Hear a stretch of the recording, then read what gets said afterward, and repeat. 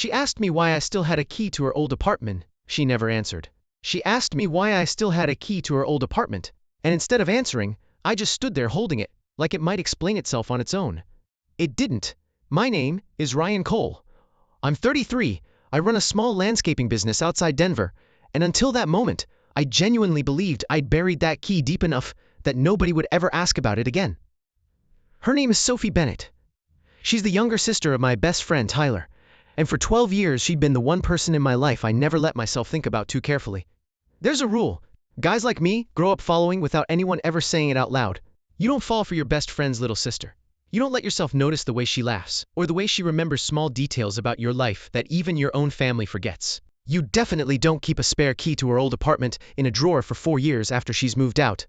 I broke that rule quietly, privately, and for over a decade, I told myself it didn't count as breaking it if nobody ever found out.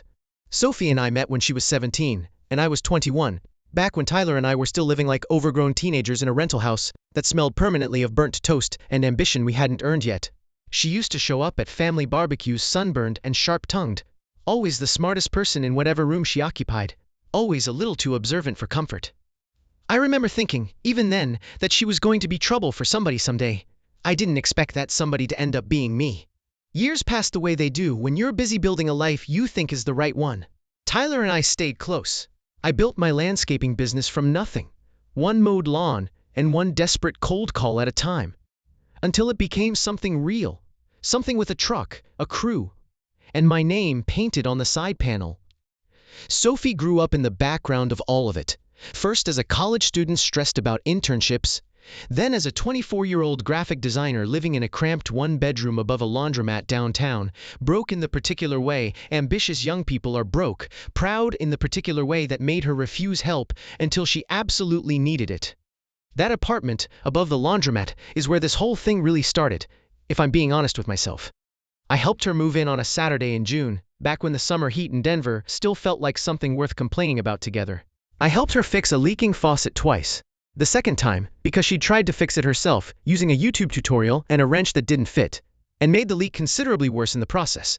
I helped her carry a second-hand couch up 3 flights of stairs while Tyler stood at the bottom of the staircase yelling directions he had absolutely no intention of helping execute. Somewhere in the middle of all that helping, Sophie had pressed a spare key into my palm and said, "Just in case. For emergencies, don't lose it." Like it was nothing. Like it wasn't the kind of thing that meant something to a guy who'd already started noticing things about her he had no business noticing. I never gave that key back. Not because I forgot, because some part of me wasn't ready to admit why I didn't want to. She moved out 2 years later, after landing a real design job at a firm downtown, upgrading to a nicer building across town with actual amenities and a doorman who knew her name. I told myself I'd return the key eventually, once things felt less complicated, once I figured out how to hand it over without it meaning anything. Eventually turned into a drawer in my kitchen, buried under old receipts and spare batteries. The drawer turned into a habit of simply not opening that drawer, the way you avoid a room in your house that holds something you're not ready to look at directly. For 5 years, I dated other people, nothing that stuck. My sister called it a pattern, my mother called it pickiness, Tyler called it me being an idiot who worked too much to have a real relationship, which was easier for everyone to believe, including me, than the alternative explanation sitting quietly in a kitchen drawer. Then, Tyler's 40th birthday happened, and half the extended friend group ended up crammed into his backyard with a rented taco truck and a Bluetooth speaker that kept disconnecting every 15 minutes like it had opinions about the playlist. Sophie was there, laughing near the fence with a plate of food she wasn't really eating, wearing a green dress that made the whole backyard feel a little too warm for a summer evening in Colorado. She was 29 now, sharper, funnier, more sure of herself than the girl who used to panic about faucets and unpaid invoices. I'd spent years training myself not to notice how good that kind of sureness looked on her. That night, the training failed completely. I was rinsing out a cooler near the side gate, trying very hard to look occupied, when she found me. "You still have my key," she said. Not really a question, more like something she'd been sitting on all night, finally letting it loose into the open air between us. I froze mid-rinse, water running over my hands longer than necessary. "What?" "My old apartment. The one above the laundromat." She crossed her arms, not accusing exactly, just curious in a way that felt dangerous in the specific way Sophie had always been dangerous. "I found the copy I gave you when I was cleaning out my closet last month. Made me realize you never actually gave yours back. That was 4 years ago, I said, which wasn't a denial, and she noticed immediately that it wasn't a denial. I know exactly how long ago it was, Ryan. She tilted her head, studying me the way she used to study a design brief that didn't quite make sense yet. Why do you still have it? I opened my mouth. Nothing useful came out. I said something about meaning to return it eventually, about losing track of small things in a busy year, about how spare keys just accumulate in a junk drawer if a person isn't careful about it. All of that was technically true. None of it was the actual answer, and we both knew it. Sophie studied me for a second too long, like she was waiting to see if I'd finally say the real thing out loud. I didn't. She gave a small nod, the kind that means someone is quietly filing information away for later, and said, "Okay," before turning and walking back toward the taco truck, like the conversation had never happened at all. I should have let it go there. I told myself I would. I didn't, because 2 weeks later Tyler asked me to help Sophie move again. New apartment. 3rd floor, no elevator, because apparently the universe has a sense of humor that specifically targets people trying to move furniture. Tyler bailed at the last minute for a work trip to Chicago, which meant it was just me, Sophie, and 11 cardboard boxes labeled MISC in handwriting so slanted it looked like it was actively trying to escape the page. "You didn't have to come," she said when I showed up at her old place with a hand truck and 2 bottles of water. Tyler asked. Tyler bailed. I know. I still came. She looked at me for a second longer than the sentence really required, then stepped back and let me inside. We worked for close to 2 hours. I carried boxes up 3 flights of stairs while she directed traffic from the top landing, occasionally throwing out instructions like, "Careful. That one has my grandmother's dishes, and what's left of my dignity. Or, if you drop that box, we're not friends anymore." I'm serious this time. Somewhere around box 7, I stopped noticing that the stairs were destroying my knees, and started noticing how easy it still was to laugh with her. The way it had always been easy. The way I'd spent years pretending wasn't a problem worth examining too closely. When the last box was finally inside, we sat together on her half-unpacked couch, drinking water out of mismatched glasses because the good ones were still somewhere in box 4 or 5. "You never actually answered me," she said.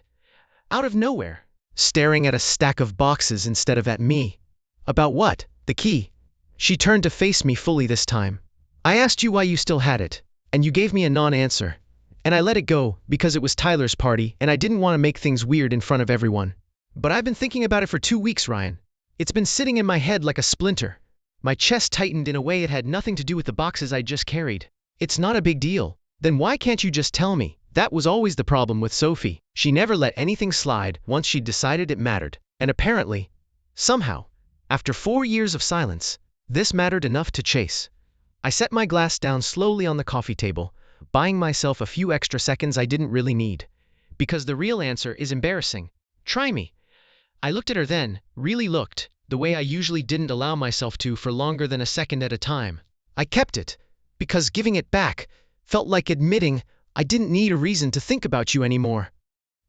And for a long time, I wasn't ready to not have one.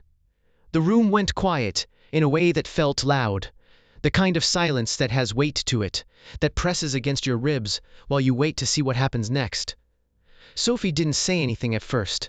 Her eyes moved slowly over my face like she was checking whether I actually meant it or was about to laugh it off and pretend the whole thing was a joke. I didn't laugh it off. I couldn't. Not anymore. Not after 4 years of practicing exactly that kind of deflection. "That's not embarrassing," she said finally, her voice noticeably smaller than it had been a minute ago. "That's terrifying." "Yeah," I admitted, exhaling like I'd been holding my breath through the whole conversation without realizing it. Both things can apparently be true at the same time. She looked down at her hands, turning her water glass slowly between her fingers. "Ryan, I've spent years dating a very specific type of guy. Guys my parents approved of on sight. Guys who looked right on paper, had the right jobs, said the right things at dinner. And every single time, without meaning to, I kept comparing them to the guy who fixed my leaking faucet twice, and never once made me feel bad that I couldn't afford to pay him back for it. My pulse was doing something ridiculous, something that had no business happening over a conversation about kitchen plumbing from 6 years ago. "Sophie, let me finish, because if I stop talking right now, I'm going to lose whatever nerve I've got left." She took a slow breath. "I dated 3 separate men who were, on paper, completely appropriate. Not one of them ever made me feel as safe as I felt watching you carry my couch up 3 flights of stairs while my own brother stood at the bottom yelling directions he had zero intention of following through on. I used to think that comparison was pathetic. Now I think it just means some part of me already knew, even back then, even when I was too young to say it out loud. I stared at her, my mouth suddenly dry. Knew what, exactly? That it was always going to be complicated with you, she said, quieter now. Because you're Tyler's best friend, because of some stupid unspoken rule that says I'm not allowed to want the guy who's basically been part of our family since I was 17 years old. So I didn't let myself want it. For years, I actively didn't let myself. I did the exact same thing, I said, my voice lower than I intended. I told myself, it wasn't fair to you. That you deserve somebody who didn't come with 12 years of complicated history attached to him like extra baggage. That was never your call to make for me, Ryan. I understand that now. I didn't understand it then. She let out a breath that was half laugh, half something roar underneath it. So we've both been quietly ruining our own lives out of respect for a rule nobody ever actually wrote down anywhere. Looks that way. That's deeply, deeply stupid. I'm aware. Believe me, I've had plenty of time to arrive at that conclusion. She reached over and took the water glass out of my hand, setting it on the coffee table without breaking eye contact with me for even a second. So what happens now? Do you finally hand me the key back, or do we just admit this was never really about a key in the first place? My heart was moving too fast for a guy who spends his weekdays fixing irrigation systems and hauling mulch.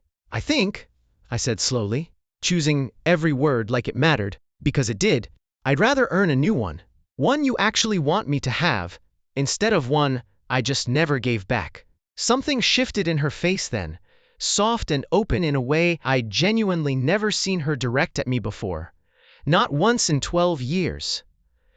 That, she whispered, might be the least embarrassing thing you've said all day.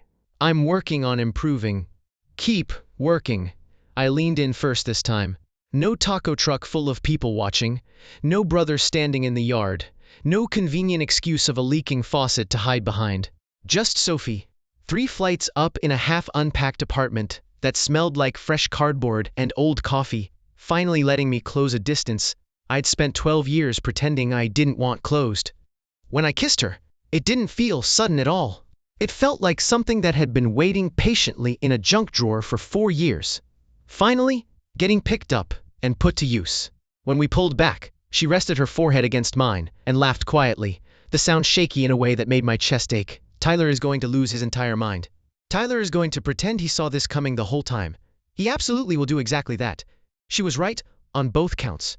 When we told him 2 weeks later, sitting across from him at a diner because neither of us wanted to do it over the phone, he went silent for exactly 4 seconds before saying, finally, like a man who'd been waiting on a slow elevator for over a decade. Turns out, almost everyone in our lives had noticed years before we ever let ourselves admit it to each other, or to anyone else. We took it slow after that, on purpose, the way you're supposed to when you're building something on top of 12 years of complicated history. No rushing past the years we'd spent circling each other out of loyalty to a rule that never actually needed to exist in the first place.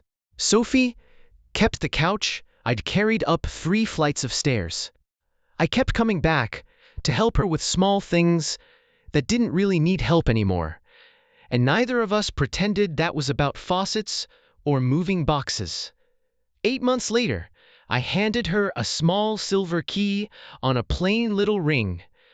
No ceremony attached to it, just handed it over one evening while she stood in her kitchen cooking dinner in the apartment that had slowly, quietly become the place I spent most of my nights. What's this? Key to my place, I said. Figured it was about time somebody besides me got to hold on to one without needing a reason attached to it. She looked down at the key, then back up at me, and her eyes went bright in a way that still, even now, catches me off guard every time it happens. You are not subtle, Ryan Cole. I had 12 years of practice being subtle. Consider me officially retired from it. She laughed and kissed me before she even finished the sentence. And later that night, when she hung the new key on a small hook by her door, right next to a slightly rusted old one she'd never once actually asked me to return, I finally understood that some things you hold on to aren't mistakes. They're just proof that you were waiting for the right moment to finally say what they meant all along. A year after that, I proposed in that same old apartment above the laundromat, back when it briefly went up for rent again, and Sophie dragged me there out of pure nostalgia, insisting we just take a look. I got down on one knee, in the exact spot where I'd once carried her couch up the stairs, and she said yes, before I'd even finished asking the question properly, then immediately accused me of planning the location deliberately just to make her cry in front of a confused property manager. I absolutely had planned it that way.